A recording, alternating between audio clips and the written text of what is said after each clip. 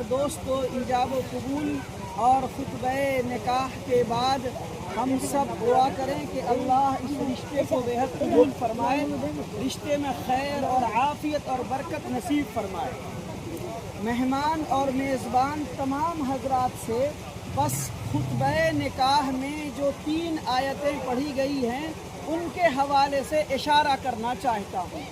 یہ تقریر کرنے کا وقت نہیں ہے، آپ حضرات مہمان ہیں اور جو یہاں کے لوگ ہیں میزبان ہیں۔ پہلے تو میں میزبان یعنی لڑکی والوں سے کہوں گا کہ آپ حضرات نے جو ہلدی کی رسم کی یہ ناجائز ہے، گناہ ہے، بدعت ہے، ہندوانہ رسم و رواج ہے، آپ نے غلط کیا، آپ نے گناہ کا کام، ناجائز شریعت کے خلاف کام کیا، اس پہ آپ کو توبہ کرنا چاہیے۔ یہ عجب وبا ہمارے رواج میں، ہمارے سماج میں آ گئی ہے کہ لڑکا ہو یا لڑکی سب ہلدی والے رنگ کا کپڑا سلاتے ہیں اور جو غیر محرم لڑکی ہوتی ہے اس کو بیچ آنگن میں بیٹھا کر کے اس کی فوٹوگرافی لے کے سوشل میڈیا پہ ڈالتے ہیں۔ یہ بے حیائی ہے، یہ شریعت کے ساتھ مذاق ہے، اس سے توبہ کرنا چاہیے۔ پہلی بات تو میں لڑکی والوں سے درخواست کروں گا۔ دوسری بات، لڑکے والے حضرات چاہے وہ آج یہاں رشتہ میں آئے ہوں یا اس سے پہلے آئے ہوں یا جانے والے ہوں، ان تمام حضرات کی خدمت میں عرض کروں گا کہ خطبے کے 3 آیت میں یہ کہا گیا ہے کہ اللہ سے ڈرو۔ پہلی آیت میں کہا گیا تقوی اختیار کرو، پھر کہا گیا کہ تقوی اختیار کرو، پھر کہا گیا تقوی اختیار کرو۔ تقوی کسے کہتے ہیں؟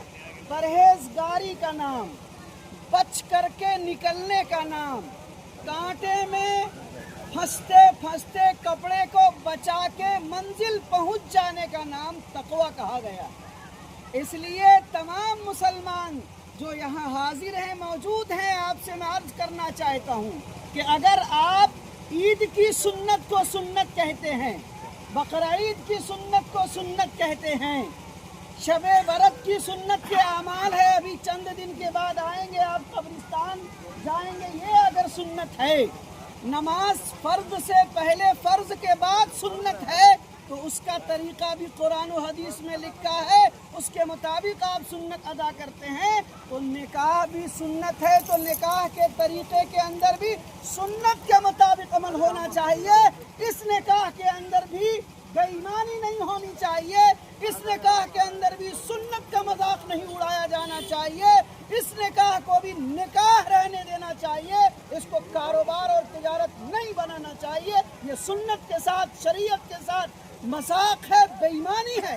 ہم لوگ میٹھا میٹھا ہپ ہپ، کڑوا کڑوا تھو تھو، جو اچھا لگتا ہے وہاں کہتے ہیں سنت، جو خراب لگتا ہے پچھلے اور چور دروازے سے ہم شریعت کو توڑ کے اپنی نفس اور خواہش کو پوری کر لیتے ہیں۔ یہ شریعت میں نہیں ہونا چاہیے۔ اے مسلمانوں، آؤ طے کرو کہ ہم سے جو گناہ ہوا ہم اس کی معافی مانگتے ہیں۔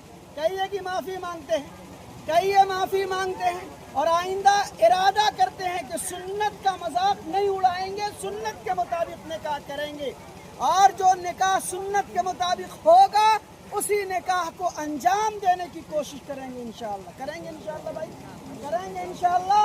کرنا چاہیے اگر ہم مومن ہیں اور کلمہ پڑھتے ہیں اور قرآن پڑھتے ہیں اور سنت پڑھتے ہیں اور تراویح پڑھتے ہیں اور نبی کا نام لیتے ہیں تو ہر کام سنت کے مطابق ہونا چاہیے۔